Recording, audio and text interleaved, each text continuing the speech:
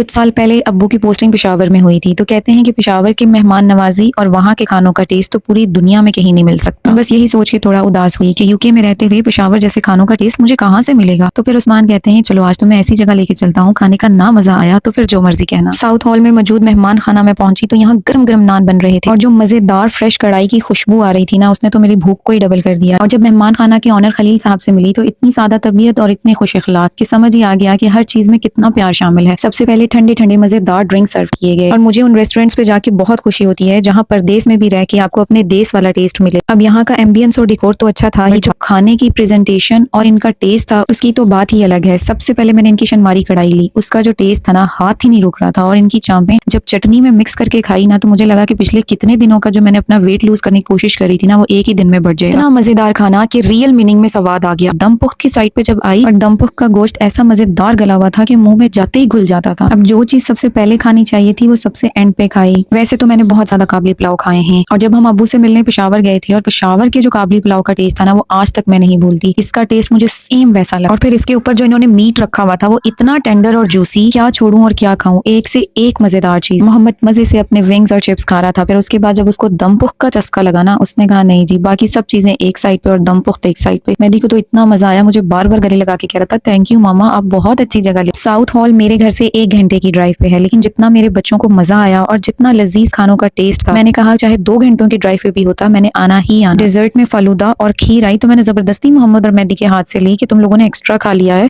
अब बस कर जाओ। पठानों के रेस्टोरेंट में आऊं और कहवा ना पीऊं, ऐसा कैसे हो सकता है। ना खा लिया था ना, अगले 4-5 दिन तो दबा के एक्सरसाइज के भी गुजरने थे ताकि वेट तो एटलीस्ट मेंटेन रहे। फिर यहाँ से निकले घर की तरफ। आज का पूरा दिन बहुत अच्छा गुजरा। अल्लाह पाक का ढेरों ढेर शुक्र अदा किया। मिलते हैं एक नए ब्लॉग में। अल्लाह हाफिज।